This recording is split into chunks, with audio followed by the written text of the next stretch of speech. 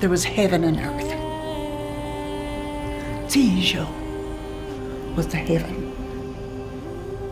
Hunka was the earth. Our people were Casye people. That means they lived in the heavens. They were with the stars. They would look down and they saw earth and they saw animals and they saw different things, and they decided they wanted to come down here. And so they went to the Creator and they asked the Creator, can we go down to earth? Will you let us go down to earth? And it took him a long time, and finally he thought about it and he said, okay, yes, I'll let you go down to earth.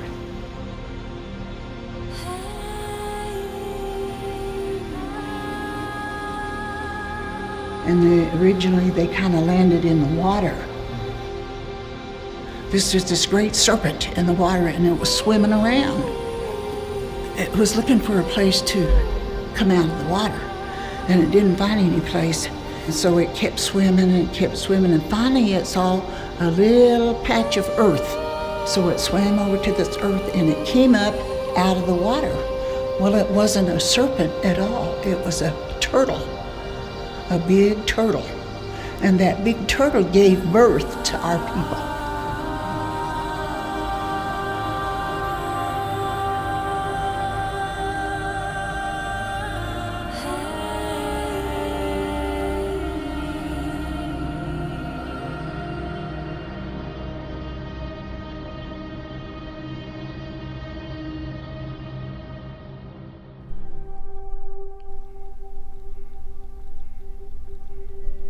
They tell us. We broke off from the main Sioux Nation.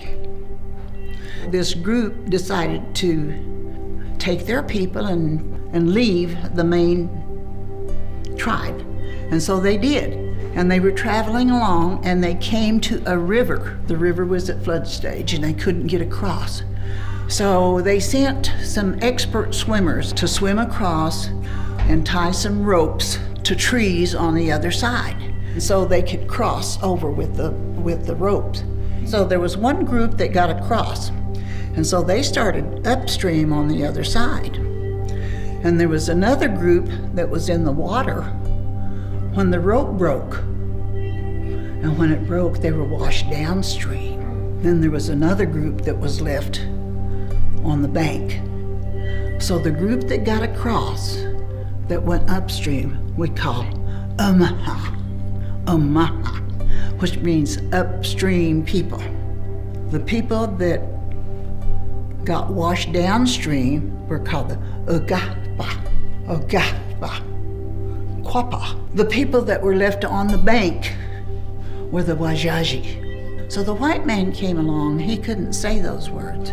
So he said, Omaha, Quapaw, and Osage. We are the downstream people because we went down.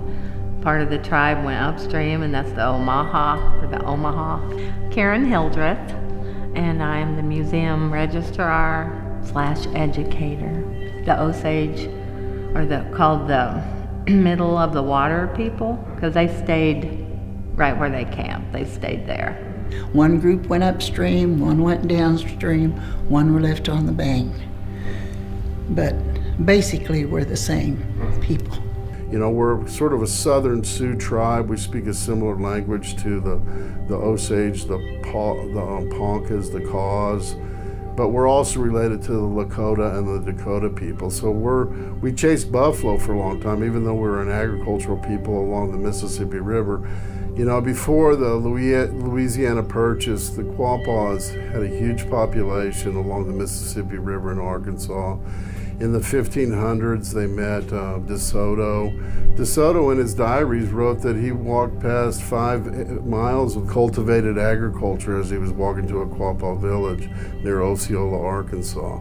We met Marquette and Joliet in the 1700s on the Mississippi River, and they talked about how advanced the Quapaw people and how friendly they were. The Quapaws aligned themselves with the French, and the tribes on the eastern side of the Mississippi they aligned themselves with the British, and we helped protect the French from the British and the Chickasaws and some other tribes. It speaks a lot about the Quapaws. So we had really a big history of, being good merchants, tradesmen, ambassadors, and also warriors. The French and with the Quapaws, they began the Arkansas Post where they had the fur trading and place for people to trade beads. One of Marquette and Jolier's captains on their boat stayed behind, and they created Arkansas Post near the confluence of the Arkansas River and the Mississippi River. The Arkansas, that was originally what we were called.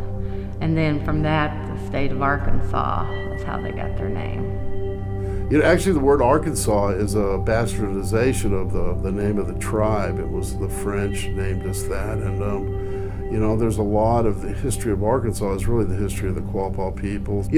We thrived up until about the Louisiana Purchase, and there was a period of time in the 1700s when smallpox wiped out a large part of our population as well, and that was typical of a lot of tribes. In the 1850s, we had our own sort of Trail of Tears, and there was approximately 300 Quapaws left at that time. From one time, there was over 100,000 Quapaws, and we today are the descendants of those 300 plus people. I think our strength is one, we're survivors, we're tough people, we're fighters, but we're also we try to work with people. We have a legacy of working well with others and trying to find ways to coexist. Down deep inside, we're Ogahpah people, and with that, we're unique among everybody on Earth. There's just only so many of us on Earth that have the blood of our ancestors, and we take a lot of pride in that.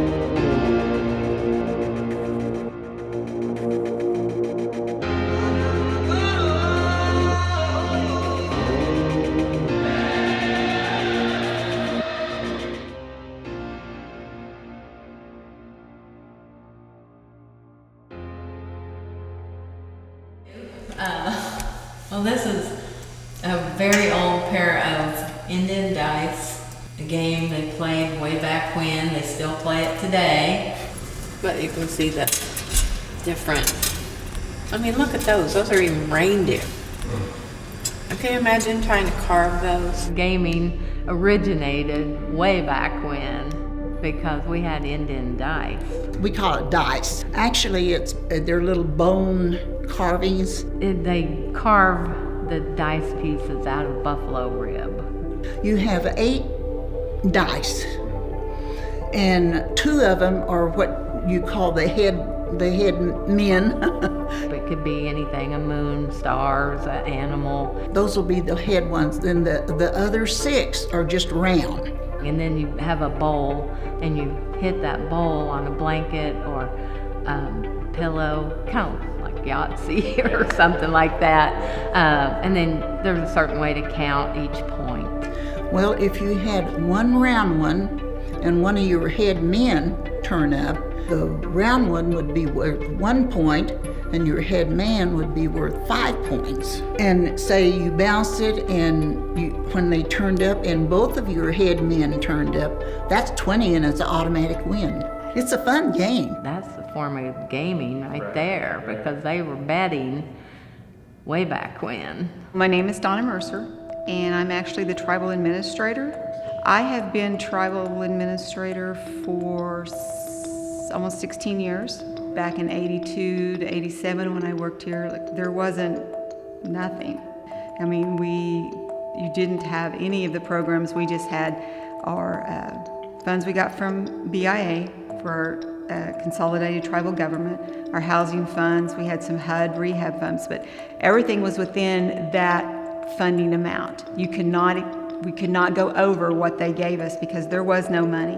Well, the early days were tough. We didn't have much money. We were what you call a direct service tribe, where we got a lot of the functions that were provided to us. A lot of the money and services were directly given to us or through the Bureau of Indian Affairs. You know, it was a tough time. All of our income was basically grants and entitlement money. Well, my name's Tamara Reeves. I started working for the Quapaw tribe in 1999. When I started to work there as the tribal administrator, we had 31 employees, completely grant funded. I can remember times we didn't have money to actually make payroll if something was happening and the government hadn't got us our money in time or whatever. And I can remember the tribal administrator and the director of accounting, Barbara and Henry, having to go to the bank and borrow money for us to make payroll because there was no extra funds. There was nothing. It was whatever the government gave us as far as the grants and stuff that we wrote for is all we had. And we had to make it work.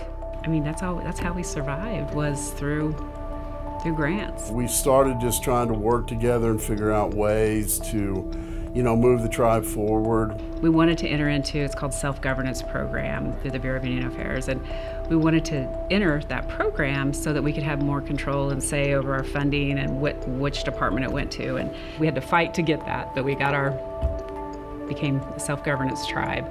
So we were able to kind of move our money where it was needed most for our tribal members. I was very involved at the early stages of litigation. There was a big nationwide lawsuit called the Coleb versus Norton lawsuit.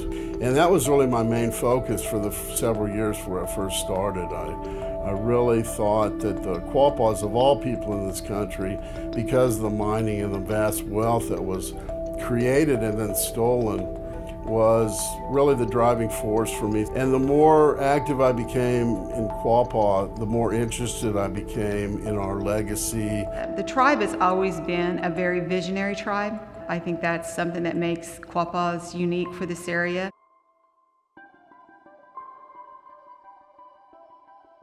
The Indian Gaming Regulatory Act in '88, kind of changed things in gaming. Then along came the Indian Gaming Regulatory Act that allowed us to have Class 2 gaming, and then fortunately we were able to get a compact with the state of Oklahoma that allowed us to do more broader gaming, which they call Class 3 gaming, which is more Las Vegas style gaming.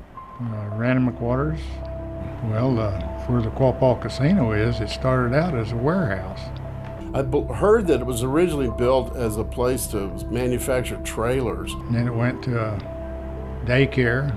The building was built in 1972. It's an old building. It was a warehouse to begin with. They were gonna do trailers and broom factories and stuff like that in it. They handed me the book and it kind of scared me because we didn't have any money. So how do you do it? How do you, So with the group of BC members we had at that point in time, decided we were gonna try for it and go for it. Then it went to a bingo hall. There was some tribal members that were forward thinking back in the day that started the bingo. Lloyd Buffalo was part of that, a guy named Jake Whitecrow. But it was in the 80s when the gaming came in, and they started up then, and then the state came in and shut it down because they didn't think it was legal. They came in and padlocked the doors. You walk in, you can see where if anybody's been smoking, the cigarette was still in the ashtray, ashes hanging off of it, cups with water in it. And they just padlocked it and run everybody out. I remember when the first bingo hall opened back in the early 80s, and how we struggled in getting that open in operation, and it was closed, and then we opened it, and then closed and opened, and they shut it down. We was able to go to court and get it turned back to us again. Then we finally were able to get things worked out, to figure out the steps we needed to do to get it open and keep it open. And we did. Quapaw Tribe is probably one of the best examples of how that is meant to work. It creates opportunity, and then it gives the tribe some money to be self-governed, self-determined, and allows us to really focus on the future, provide education, health benefits. You know, the things that we were lacking, the Indian Gaming Regulatory has really helped provide for us. It helped the tribe develop. Started doing social service stuff for our people. Then we started saving back for insurance and things like that for our tribal members. We were, making some money. We were able to start some new programs. Instead of saying, okay, we're not going to do it, it's not going to be worth going after, now we have the funds to be able to say, we can supplement what the government's cutting back on us. We can supplement so that we stay whole. We can still provide those services for the tribal members and for the community. And that's all due to the fact of the gaming and the foresight and the vision that our administration has. In order to grow, you have to think outside the box. You have to reach higher than you've ever reached before. You have to, really challenge your limitations and really do your best to really get out there and create something new. I think the idea of Downstream began a long time ago because of everyone knew that this was a good location, but we never had the resources, and so it just kind of was hanging out there. In about 2004, we were looking into it because the old building was getting old, and thinking, what could we do to expand, be like a Vegas type thing. 2004 to 2006, there was, it's called the Indian Land Consolidation Act, but it was, money was appropriated by Congress for the Quapaw tribe to purchase undivided interest in individual Indian lands. And so the purpose of that was to consolidate those pieces of land that had hundreds of owners in it. We used the Indian Land Consolidation Act, which I helped write the Probate Reform Act when I was working with the Department of the Interior studying all these tribes. And when we actually used it for gaming, we were told later that the solicitor of the Department of the Interior was extremely upset that they never thought in their wildest dreams that the Probate Reform Act would be used for gaming purposes. And after we did it, they changed the policy and the law a little bit so it can't work that way anymore. So we started to notice that we're acquiring a lot of interest in this land right up here where Downstream sits now. So it's in a great location. So we kind of started pushing that at that time, using that act and those funds to consolidate these properties around us in Oklahoma that were previously owned by individual tribal members. That's when the casino in itself purchased the corner over here on the 4-state corner, on the 3-state corner. We got a strip through here. Well, then after we bought that, we thought, well, if we can go ahead and move through and buy the rest of this land here, maybe we could be bigger.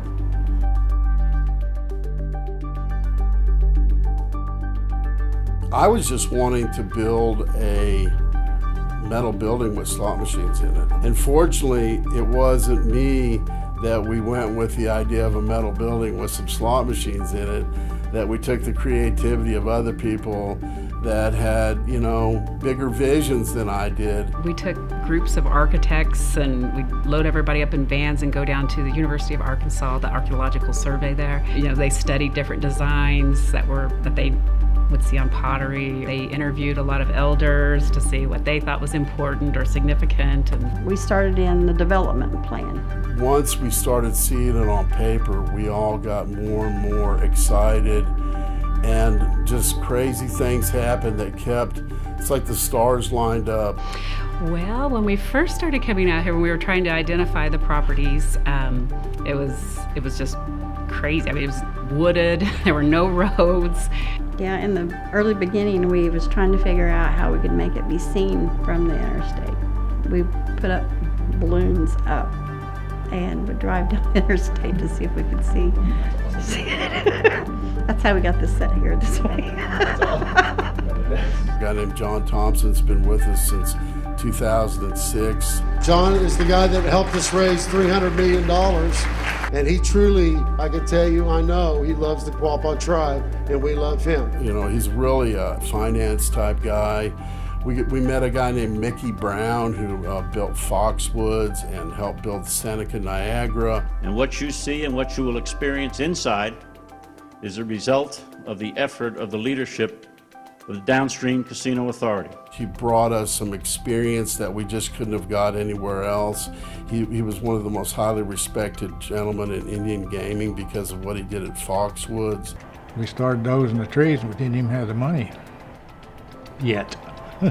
You know, they went way out on a limb for us. We didn't have our financing together, and they went ahead, and we were $70 million into construction before we finally got our financing. So John Snyder and Manhattan Construction really stuck with us through the tough times. Chairman Barry, told the construction guys, Manhattan Construction, says, well, guys, we don't have the money yet. You're going to have to plant all them trees back that you dozed out. Yeah, of course, we got the money. I got here about 2 weeks before the casino opened. I thought I was driving into a casino that was open and ready to go. I mean, I knew we hadn't quite opened yet, so I knew that challenge was ahead, but whenever I pulled in, the hotel wasn't completed. There was plastic blowing out of all the windows from the hotel, and it was like, oh my God, what happened? But then I learned that the hotel wasn't opening for another several months. So I was like, okay, good, then we're gonna be okay here. Chris Roper built our hotel, and Chris Roper still works for us today. We met Chris in that process. He was a very honest, hardworking guy. We really appreciated his hard work, and it shows today. I worked for Manhattan Construction Company. I was a superintendent for Manhattan, and I oversaw the construction of the Downstream Casino Resort Hotel and oversaw some of the security and site features. The facility was designed as we were building it, so it all happened very fast. We got to work with the tribe and the business committee the entire time, and it was phenomenal. It was a design build. So we designed like Mondays and Tuesdays, and we would build on Wednesday, Thursday, and Friday. They said they can do it in a year and a half, and they said, no, you can't. You're going to do it quicker. And really, I'd give Chairman Barry the credit for that. I mean, he pushed and pushed and pushed. He would never take no for an answer or any excuses. There were no excuses. No, we want this done. You will finish in 10 months. He said, yeah, 10 months, 26 days, you got it. We built that facility in 10 months and 26 days. The casino and the site, the hotel was a couple months behind that. The DDA handpicks the colors and the patterns. It's not left to some big firm to say, well, this is what we're gonna put in. It has significance, it has meaning. Everything has a meaning. The first carpet we had in there was considered as water because it was all this real pretty blue stuff. There's small things throughout the building, the feather with the different colors. You'll see Quapaw colors, the red, blue, and yellow in a number of areas. The photographs of the Native Americans around this property. And these are all pictures that we took from actual tribal members. The words that hang above different areas like Ni, Spa, or Wenabade, or Mokasha. Those are all part of the Quapaw tribal culture. They spent a tremendous amount of time just picking out the knife for Red Oak Steakhouse because they wanted it to be very specific. There wasn't a thing in here that we didn't have to approve, right down to the toilet paper holder. I would sit down with the architects and I'd have samples of the carpet, everything, and the paints, the papers, and everything. And they would pick what they wanted and stuff, but they didn't see the hundreds that I seen. And I would put the select and then stuff and then put in. Catherine Van Stavert, I'm the hotel services manager. They did hand lay tile in the Osatoy Tower, and we had our carpet, which comes in from Ireland. It's imported from Ireland. It's custom made for us. They paid a lot of attention to the detail and carrying the aspect of nature throughout the property. So the marble, the wood. It didn't seem like it would all be able to come together. But it was amazing watching the progress over the next 2 weeks, the machines coming in and all the construction, the finishing work, and all the restaurants happening. And that really started to build the excitement. It's like, this is really gonna happen, and it's beautiful. And it's gonna be something special for this area and for the team members that work here. And literally nights out there before opening, every one of us involved in the process out there at the middle of the night, making sure that facility was ready to open July 4th of 2008. The last beam that we put up, everybody that was involved signed the beam. It's up on the top of the 12th story of the hotel. But it was other people's inspiration that really wanted something bigger, better, exciting, and I'm thankful for those people.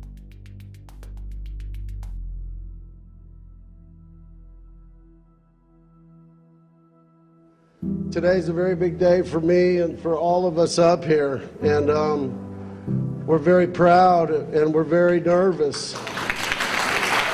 If it wasn't for the Ogahpah people that have lived and aren't with us anymore, we wouldn't have what we have today. I hope today that they're looking down on us and they're smiling a little bit, at least seeing us all together as one people.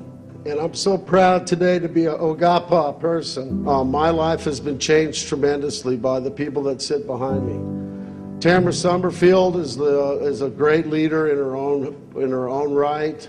I'm also very proud to be up here with Marilyn Rogers. Marilyn Rogers has put so much time into this job, it's unbelievable. I'm also proud of Randy McWaters, and it's because of Randy's calm way, his thoughtfulness, and his ability to sort of get us all to agree and to talk has made this project in this year fantastic for the tribe. I can't say enough about Flossie Matthews. Flossie has a lifetime of giving to our Quapaw people. Everyone knows Lloyd Buffalo, and Lloyd's been there the whole way. I mean, he's been in tribal government for 36 years, I believe. He is stellar. He is the president of the Quapaw Casino Authority, and they are making more money than we ever could imagine that they would make. And it's because Lloyd Buffalo is leading that charge. This is a big moment in my life. Our heart and soul is in this building, and we wanted to make sure those Wakani Ogahpahs were represented in our pottery, in our carpets, in our woodwork, in everything that we do. We have borrowed $300 million in the worst economy in 30 years. We have built this facility in less than 11 months. We are nearly $16 million under budget, and we are 6 weeks ahead of schedule. The Wall Street Journal, Merrill Lynch, reported that we were the most efficient tribal government in Indian gaming. And we're honored here today to have Cy Schindler, the past president of the Seneca Nation of New York. He's a tribal leader that if it wasn't for his hard work, we would not have this facility today, because they fought their way through court and they showed that the Indian Gaming Regulatory Act was something that was for Indian people, and we're going to make it work. And he was one of those people that led the way. He started the most successful Indian casino in the United States, and he's a great man. And please help me with a huge applause for Mr. Mickey Brown. This is by far the most beautiful and successful opportunity I've had, and it's been my privilege to work with the Ogahpah people in reaching this dream today. You're going to love it inside.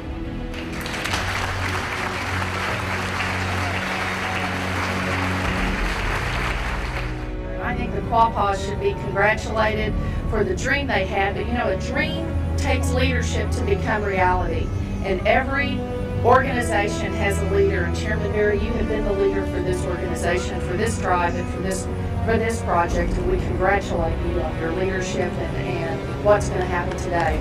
Congratulations to you.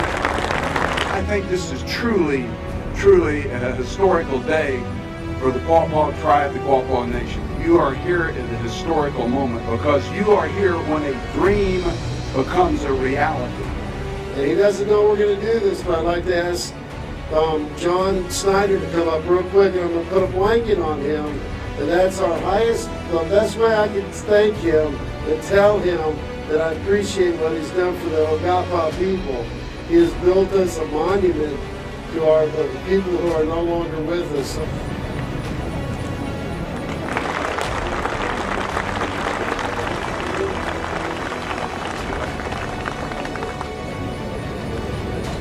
So with that, I just want to tell you all welcome. The pride of the Ogahpah, the Downstream Casino Resort, and I hope you have a great day. Thank you very much.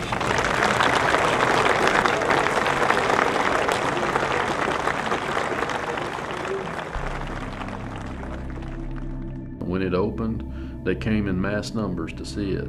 I mean, there was 1,000 people out there around waiting to get in here. Oh my God, what a day that was. The highway was backed up almost all the way to Miami. You know, Coach Switzer was here, and we had my brother Stephen Pratt praying, and it was one of the most exciting days that I can remember. You know, I kind of get choked up thinking about it. Dream come true. It was fantastic. Opening day, it was gratifying and amazing to see the crowd and to see the finished product and to know you were part of it from the beginning. You still get that when you're coming down the entryway, you look at it and think, wow, I worked there. I mean, all the cameras and all the people and just something we hadn't experienced before, within the Quapaw tribe. It was definitely a new experience for all of us.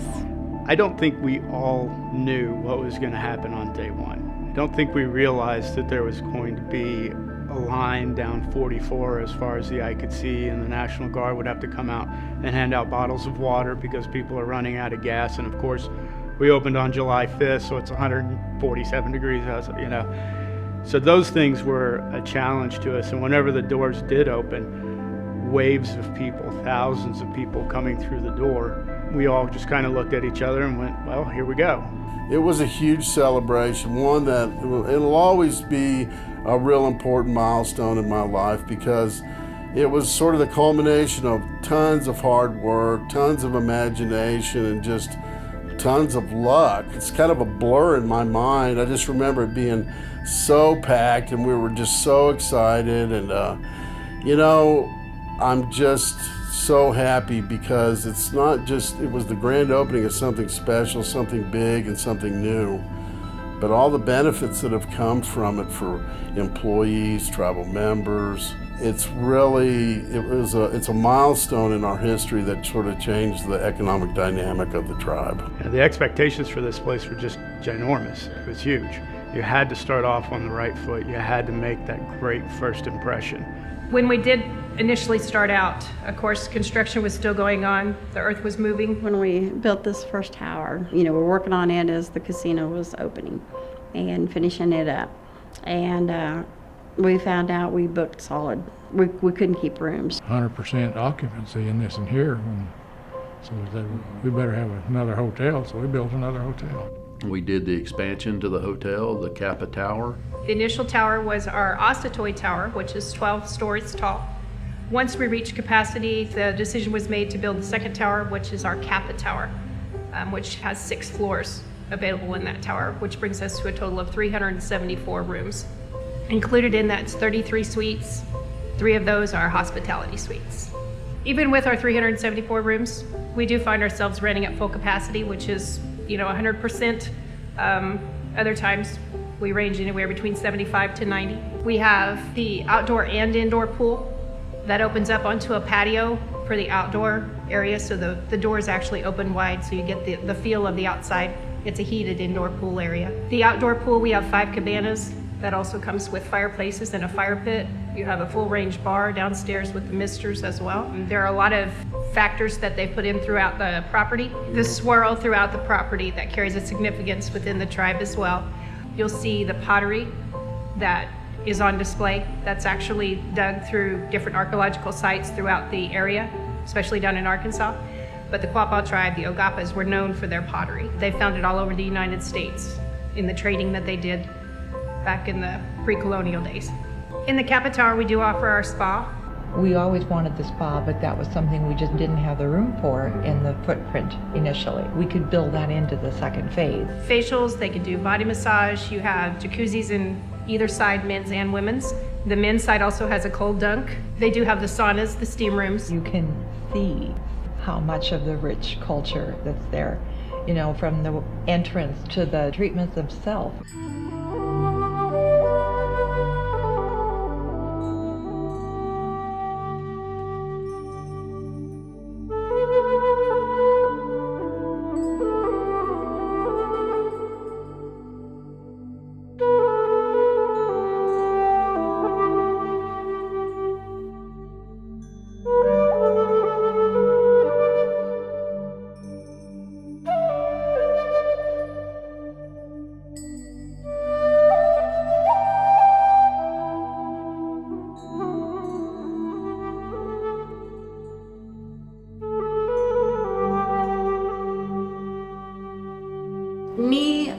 means water. And I think that there's a flow to the entire property.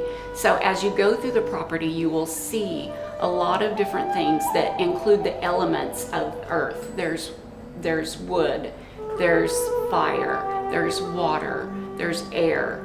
Quapaw people are very generous and they're very loving and they're very giving and kind. So you kind of feel that when you come into this area. These cedar trees were off of the property when they started building.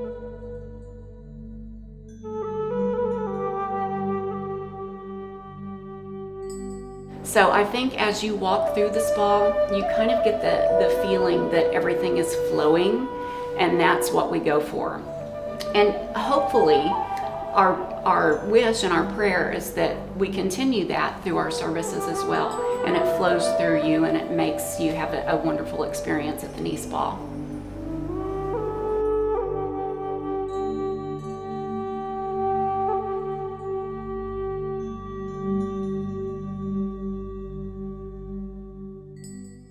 We do also have our golf course, which is off property.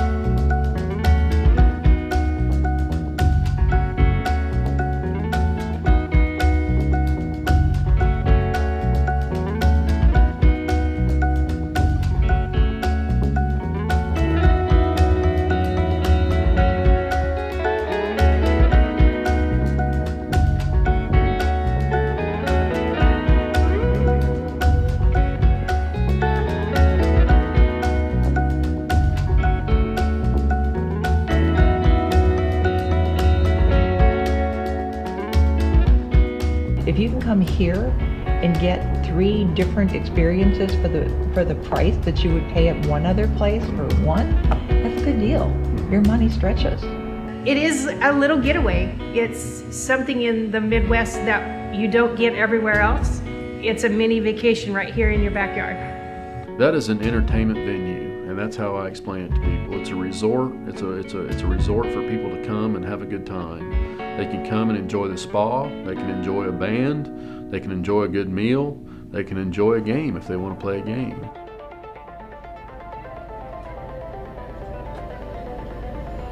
John Boyce, I'm the EGM Director at Downstream Casino. It is the largest casino in the area. This is one of the most competitive markets in the area. We have over 13 casinos that we have to compete with. When people mention occupancy, our occupancy levels, our standard levels, our average levels, are pretty much 90% of what the maximum capacity would be out of the casinos in the area. So what that means is that our floor is 4 times the size. So on average, we would fill the normal casino in the area. Even at the time, we still have games for people to play. Even when we're halfway filled up, like we have a lot more folks in here than our competition. So over 2,000 games. Yes, we have over 2,000 games. So it's a big floor. Downstream's always seemed to be a little bit of ahead of the curve. They're always trying something new, something different. We're able to offer our guests a different experience than most people would.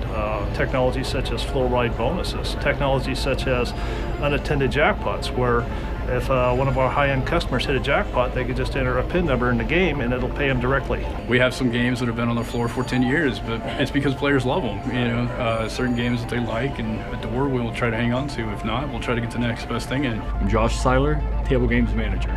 My kind of motto for Downstream is we have what you don't. We have a poker room. You have to go to Tulsa to find another poker room. I'm Josh Baskey. I am the poker room manager here at Downstream Casino. In our room here, we have 14 tables. We actually can hold 140 at a time, being 10-handed every single table. Primarily, most of our guests, they stick with No Limit Texas Hold'em. For the most part, we'll spread anything and everything if people are interested. We get low ball draw games, anywhere from deuce to 7 triple draw, ace to 5, crazy pineapple, with pot limit Omaha, 8 or better. You have enough buddies wanting to play with, we don't have a problem spreading. We have a wide variety of games. WPT Heads Up Hold'em, we have 4-Card Frenzy, we have Cajun Stud Poker, we have Pai Gow Poker.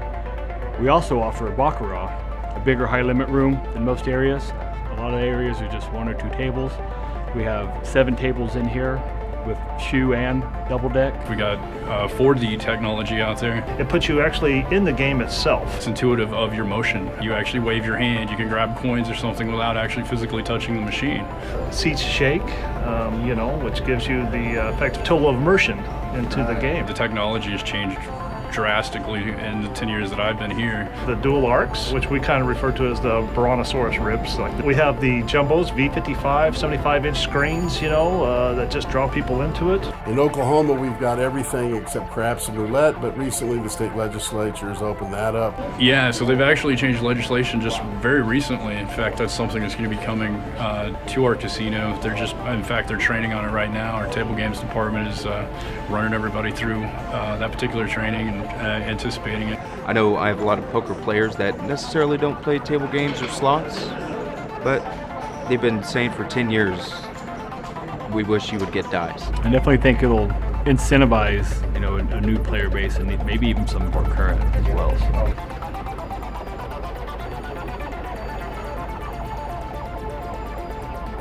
We've paid out, I think, almost 12 or 13 different wide area progressives since we've been open. Some of them were close to $3 million. On average, we pay out more in a week than most casinos around here pay out in a month or even 6 months.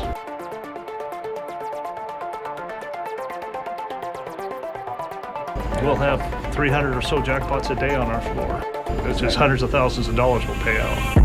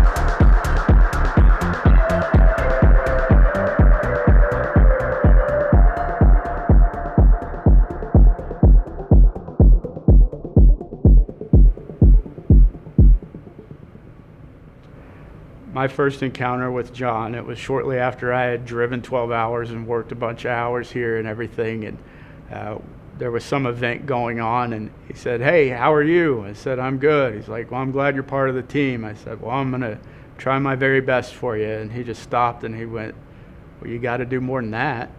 And I was like, "Yes, sir. Yes, sir, I do." You're right. But that set the tone. What's your very best? I need everything. Your very best. Okay, great. Your very best. And that set the tone of this has to be more. This is going to be more. I think if you give people that opportunity, the majority of people will take advantage of it and really stretch out. They feel like they're part of something.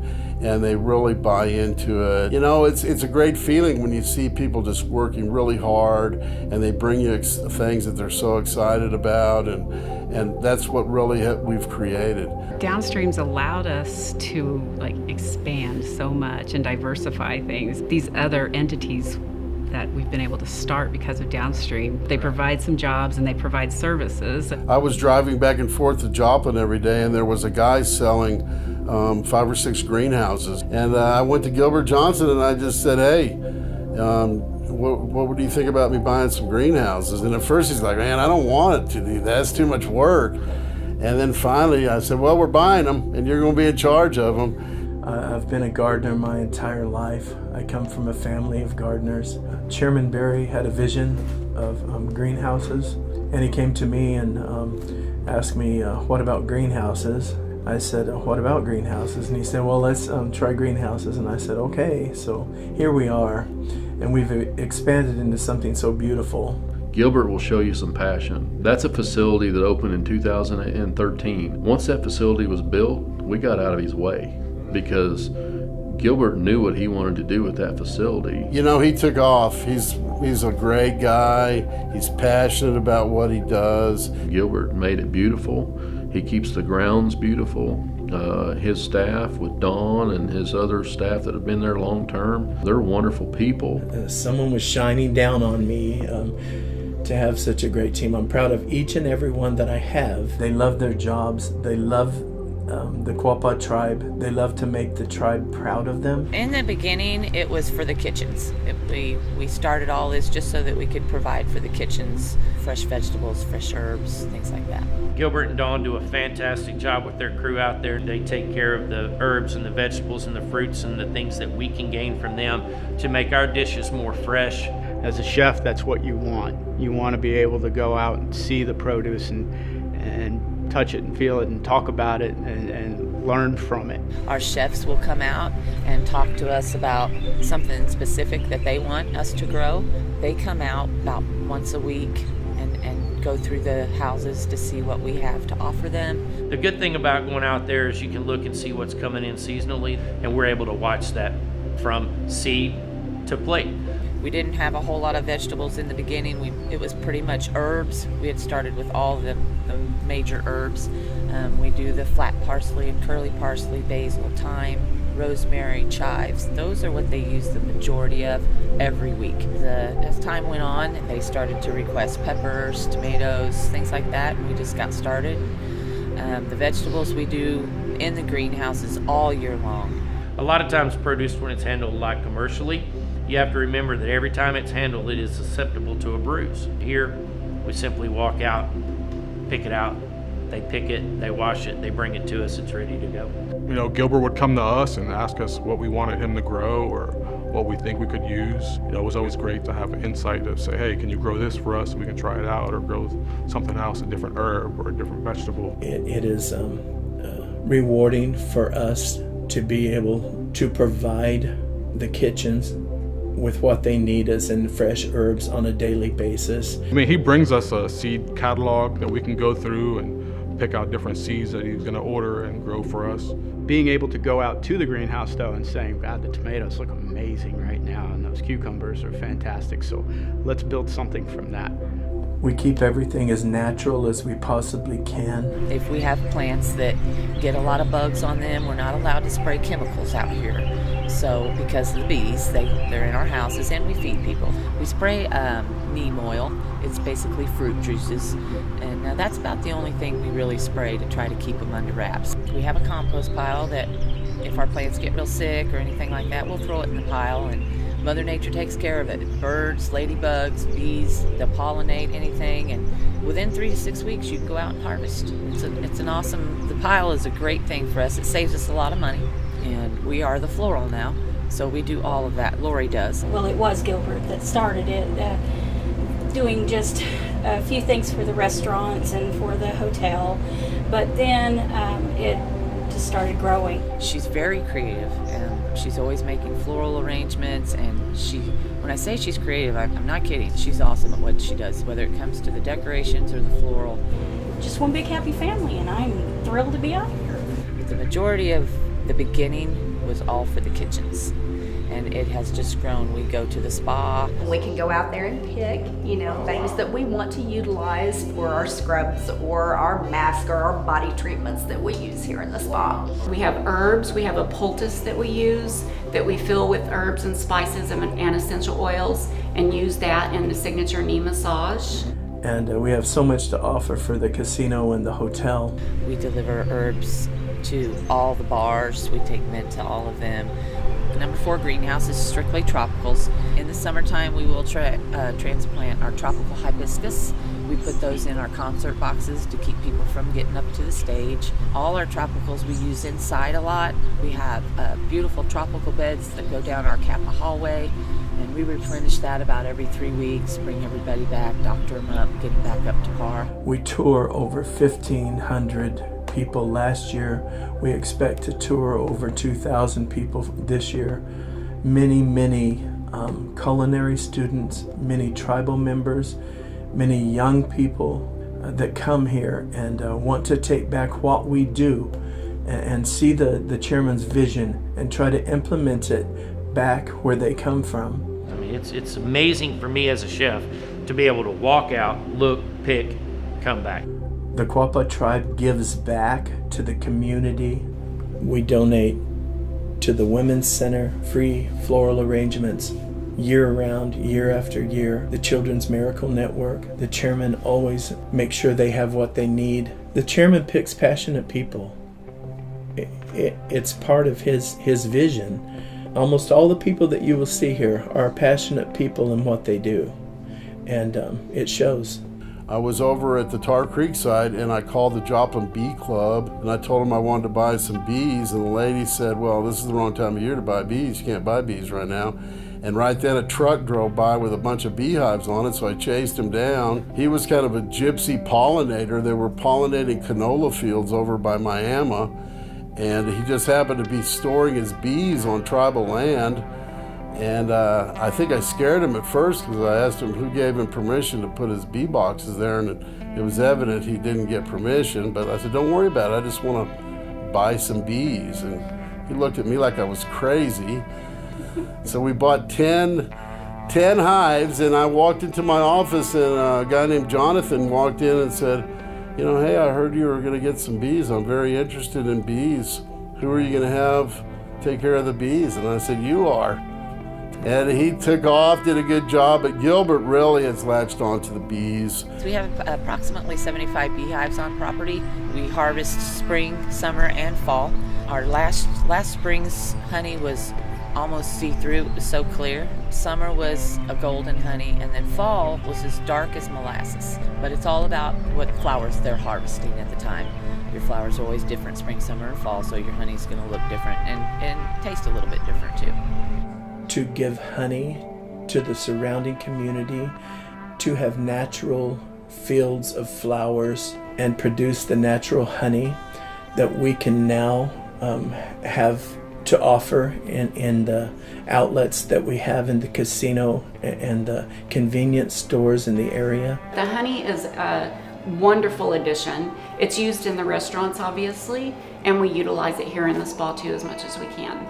It may go in a facial, it may go on the body, it may go in the hair. Who knows what we'll come up with next. We use it for the spicy dipping sauce for the sweet potato fries is made with our Quapaw honey. We use a lot of it in banquets. A lot of our honey whipped butter we use down there is all used with our honey. And they're good pollinators, they're good for the environment. We're strengthening the bee population of this part of the country. Gilbert has really fallen in love with the bees. I don't know how he does all the things that he does. He's so passionate about everything, and he's really made the bee program excel. And I just look forward to it to continue to grow. Then the coffee comes on board, so we start roasting our own coffee. My name is Alberto Baez. I'm the coffee roasting manager at Downstream Casino. I came from Puerto Rico 2 years ago to roast coffee for Downstream Casino and the Quapaw tribe. When I first got here to Quapaw Coffee, we started from scratch. So we started creating some profiles with coffees from Brazil, Colombia, Sumatra. We started learning on how to roast coffee. My previous experience was roasting coffee 1 to 2 pounds max. Came to Downstream to roast 40 to 50 pounds in a big roast machine. On Quapaw Coffee, our first years, we roast 18,000 pounds, 300 to 400 pounds a week. That's including roasting coffee for Downstream Casino or Quapaw Casino, tribal offices, administration, Quapaw Cattle Company, Q-Store, gas station. They also sell retail bags. I'm sourcing the green coffees through the year seasonally. Colombia is a big part of my inventory, so I can source that coffee 2 times in a year. Like other coffees, other countries that have just one crop. So you have to make a forecasting for your production. You know, it's not just for drinking, it's for marinating, it's for seasoning, it's for doing a lot of really cool things with. So that gave us another opportunity to put things together that we could present to people and talk about to them. Now, Alberto, I want to make a spicy coffee rub for a nice ribeye. He goes, you need Sumatra. So I'll bring it to you. So he roasts off some Sumatra beans, he brings them over to me, I grind them up and make a nice spicy coffee rub out of it to put on a pan-seared ribeye. It's very interesting and it's also very educational because we all learn each day a different aspect that we can utilize what we have here on property and how we do it. Downstream Crafted Brewing Company comes on board and we start brewing beer. I get a phone call from Gilbert one day and he says, "Hey, I've got some hops ready." I said, "Didn't even know we were growing hops, buddy. That's fantastic." And we do like our chili is a beer braised chili, our cheese sauce, our beer cheese sauce, beer batter, all that stuff is made with our own beer. How do we incorporate those other things with this? We have honey. Honey and beer go great. One of the beers that we're going to come out with shortly will be the Honey Brown Bomber. So that is actually made with the honey that we cultivate here on property. Growing the hops for the beer, the honey, incorporating the coffee, it's all part of that great story that you keep wanting to tell. In 2014, the business committee decided they wanted to get back into a cattle operation. The Quapaw tribe had been involved in cattle before. We had some kind of tough times. We were sort of afraid to get into cattle because of the experience that the tribe had back 10 or 15, or right, more like 15 or 20 years earlier. So we bought 75 pairs of Angus cattle from the Spur Ranch in Bonita, Oklahoma. The Spur Ranch that have just tremendous genetics. And then in the fall of 14, we bought 117 more pair. So that developed our cattle herd. That started in 2015 and it's just grown from there. You know, I've worked on these ranches and feed yards all my life. Sean Henderson, herd manager. Got about 1,000 head of animals all total of QCC's cattle, and that's including the bison. The bred heifers, our yearlings, our steers, you know, our yearling heifers. We deal in only Black Angus cattle. We have a small registered herd that we're going to be trying to raise some bulls out of. Sean's done some AI breeding. And we do a lot of artificial insemination now. It's a very strong cattle operation. Stronger herd, better meat, you know, and that's a thing here at Quapaw Cattle Company. We're not in the business of selling our steers for feeders. We're in the retail meat market, basically. If you treat a cow, a steer, or a cow from birth with human kindness and treat them ethically and just really maintain a good health for them, you ultimately turn out with a much finer piece of meat. We don't use any hormones, so we don't have to deal with that. They call it NHTC, it's non-hormone treated.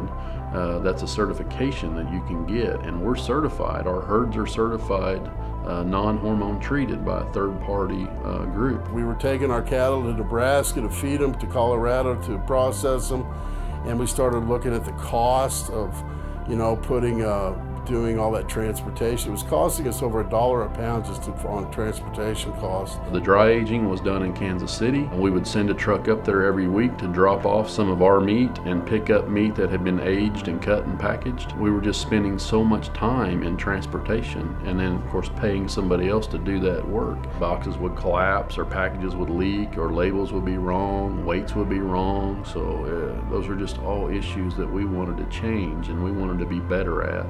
So once we kind of established that we needed to control that ourselves, because we were raising the cattle and we were serving the meat in our own restaurants, we wanted to control everything in between so we could truly control the products from pasture to plate. We met Temple Grandin, who is a world-renowned animal scientist. She teaches at the Colorado State University in Fort Collins. We interviewed agricultural professors from Oklahoma State University, the University of Arkansas in Fayetteville, Missouri State in Springfield, which has one of the largest Hereford cattle operations in the United States, and Northeast Oklahoma A&M in Miami.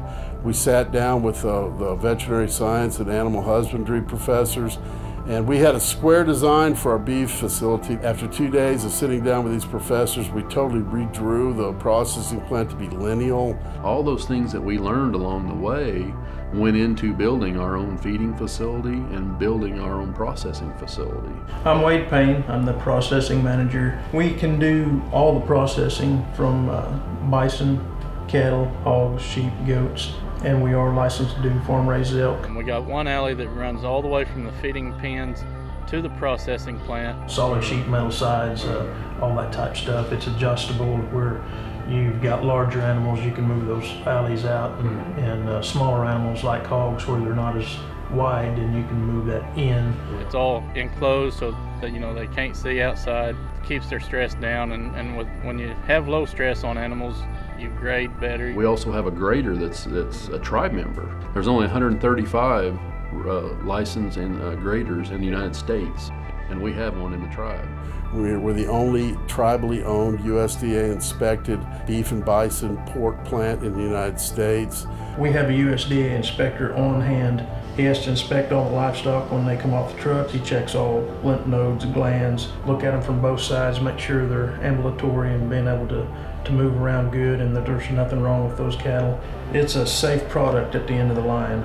Quality control, quality assurance is where we're at. This is a state-of-the-art facility that's unprecedented in this area. Controls everything. We control everything we do here. The prime is not actually due from just aging. Prime has to do with the way it's fed and the way it marbles up. Quapaw Cattle Company, they've been real good in feeding their cattle to where they haven't had anything less than a choice in around 3.5 years now. There's also about 3,000 acres of cropland. Corn and wheat and soybeans that we use in our feed, or we sell the product to buy more seed and to buy feed. That's a 6,000 square foot silage pit. This year there'll be about 2,400 ton of corn silage in it. That feeds every animal that comes to this plant, as well as some of our outside farms will get the same feed. We can custom mix it and do whatever we want to do with that ration, whether we're trying to grow that animal slowly or whether we're trying to put fat on them or marble them to get that steak quality higher. We can control the feed, mix it ourselves for half the cost we were buying it for in 2015. But we're also now expanding out where we're providing feeding and processing for regional operators. We have one of the largest cow-calf operators in the state of Missouri that we feed out and process his products. We have people that have us process stuff that's sold at Bass Pro Shops. We're bringing in outside customers that also provides revenue to the tribe. We're providing a service to these outside ranchers and producers by raising their cattle closer to home. We can finish them out, or we can background them, or we can breed them for them and ship them back. We can help them with labeling and custom packing. They can go out and market their own products in different markets from Northwest Arkansas, Tulsa, Kansas City, Springfield. So all these small producers that we are able to help now having this facility is amazing. We do provide some cheap feed for us as well as a community. We built a drying facility within our processing plant. So we think we have the best steaks in the United States here at Downstream, and it's all because of our processing plant. Downstream Casino does a lot of dry age product, and I think we've tweaked on our humidity a little bit. I think we've got the right mixture. We're letting most of ours go 32 days. It seems to be the sweet point. We do our own dry aging, so we're able to control how long we dry age, what we dry age, and the outcome is fantastic. It's phenomenal. Our chefs, even Hector, called us and Lucas, and they're like, I don't know what you guys did, but this steak's like butter. And they're like, well, we switched a couple months ago and we're doing it ourselves. The change was great. I mean, it's the fact that we know where it's coming from. It's not getting transferred to another state and then brought back, I feel like that could have an integrity on the freshness of it, as opposed to it being cut and slaughtered and fed, and everything is miles down the road from us. So that's amazing. That was a really good compliment to hear from the chefs, because they're our toughest critics. We have to send tests off on every batch of grind of burger or whatever that we're doing. We send it to Oklahoma City to have it tested for E. coli, and that product does not leave here until we get that test result back saying, yes, it's good. So it's super clean. We also have a classroom built into our facilities. The universities, you know, they could come and bring a class of kids out here and break down a beef in that room and show them how to cut it, break it down, grind it, make all the cuts out of it. University of Arkansas was here this morning with a class. Northeast Oklahoma A&M brings classes to our processing plant, our feeding facility, our greenhouses. University of Arkansas, Missouri State bring their exchange students from China, Kazakhstan, and Brazil. They're able to rotate those students through and see all the differences in agriculture, as well as the cleanup and remediation that happens on mining sites. We've done over $52 million worth of work.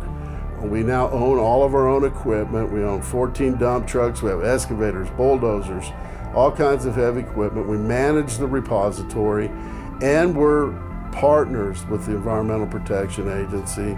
We're the first tribe in the nation to do Superfund cleanup on our own Superfund site. Tar Creek is the #1 Superfund site in the United States. So we're able to take mining wasteland, clean it up, and turn it into usable land again. We turn that land into agricultural land, either for grazing or for crops. It brings pride back to tribal members. We now are growing corn, wheat, and soybeans on land that was written off a long time ago, that looked like a moonscape.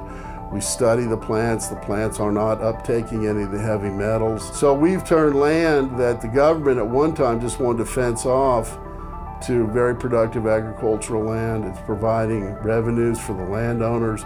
It's providing revenues for the Quapaw tribe, and it feeds our agricultural business. It's really one of my favorite things to talk about, and it's one of the things that I think the Quapaw Business Committee has really done positively.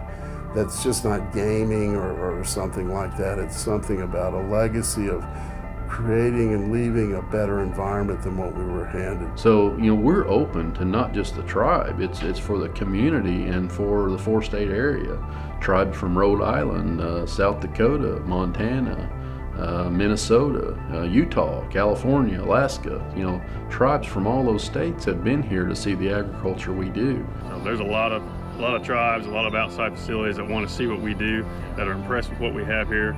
We're proud of what we have here. We've been able to take the lessons that we've learned over the last several years and share that with other people so they don't have to make the same mistakes we do. We now provide bison for our Title VI and Meals on Wheels. We donate a lot of meat to the local schools for kids' nutrition.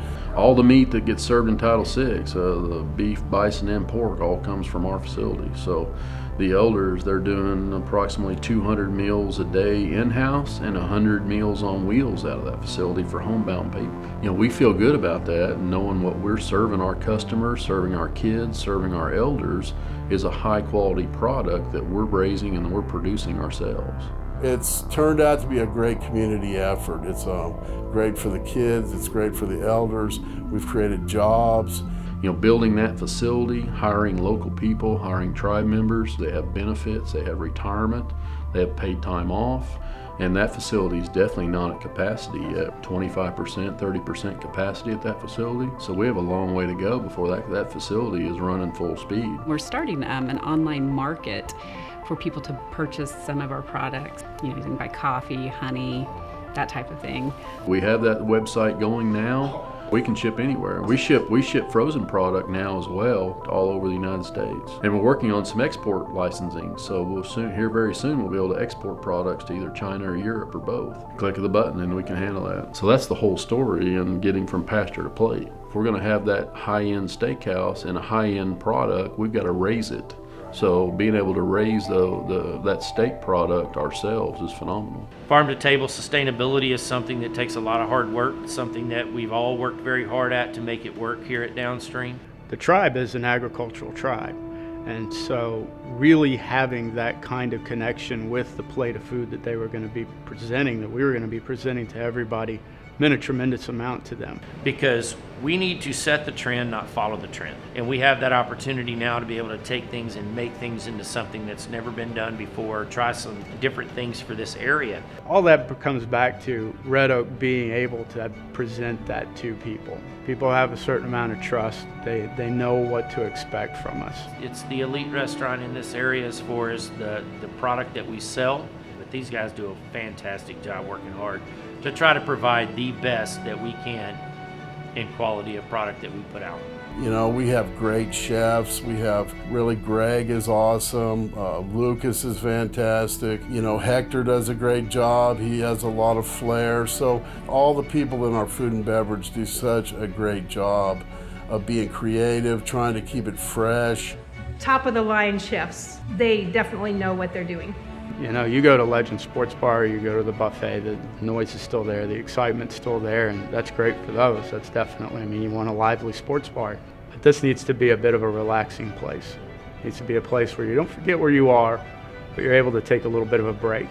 You're able to enjoy something and have an experience. As soon as they walk in from the floor, it's quiet. You know, it's like, oh, it's a whole nother world in here. You want them to really be able to start walking through and say, you know, they took a tremendous amount of care of this restaurant. They've really gone into detail. The paintings that are there, the pictures that are there, the statues that are there, the marble that's there, the wood architecture that's there. Everything's there for a reason, and that's to create that feeling. So that is where you really start the palate. You're taken to a table, the table's neatly set. Everything is where it needs to be. All of those things really start to paint the picture of what it is that you're about to experience.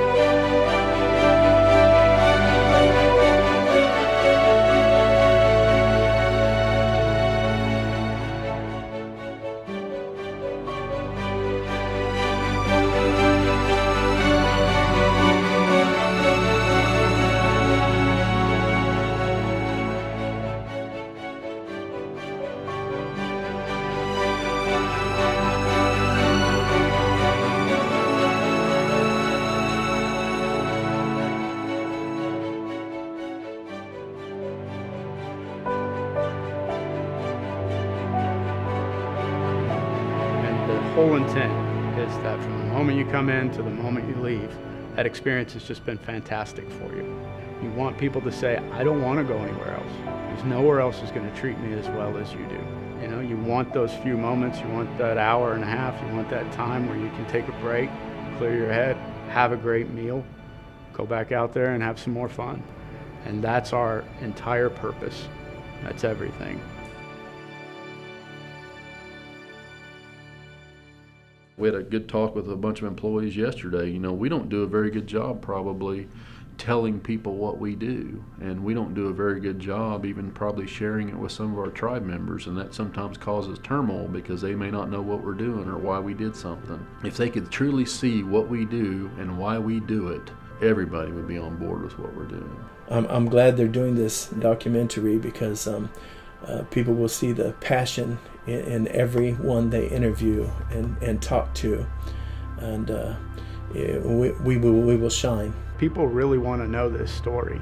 They want to know more than you're just a place where gaming happens.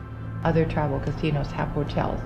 They all have gaming. They all have some sort of food and beverage, but they don't have the ingenuity and the growth and expansion and the diversity that you see here. One of the main statements the chairman made when we were opening was that we will take care of you here. They have done everything and more than I could ever have dreamed of. We treat our people good here. They're not all Quapaws that work here. We love our employees. I came from the medical field, and there are days when you're like, I don't want to get up and go to work. I've been here 10 years and yet to have one of those days where I wake up and say, I don't want to go.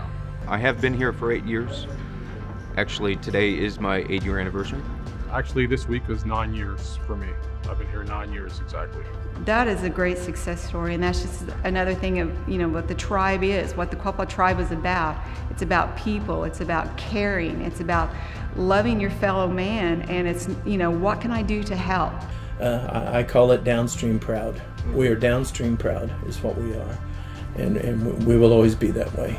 We really want to establish ourselves in Arkansas again. Our history is deep and beautiful in Arkansas, and so we are now going through a process of trying to bring gaming into Pine Bluff. It's our homeland down there. That's what John has really been working hard on lately. You know, we all back him doing it. Everything we've learned here in this area can be replicated in Arkansas. It'll increase business for all of our agriculture opportunities. We have so much history there. We have thousands of pieces of pottery at the University of Arkansas Archaeological Survey. Saracen Lake, a great chief of our tribe, was buried there. And we're trying to create another economic driver in that part of the state. Not just to make money, but to just help build community. The local officials are really energized about bringing Pine Bluff back, and we see ourselves as being part of that. We just want to establish ourselves and help use that to celebrate our history and to help build community just like we've done here.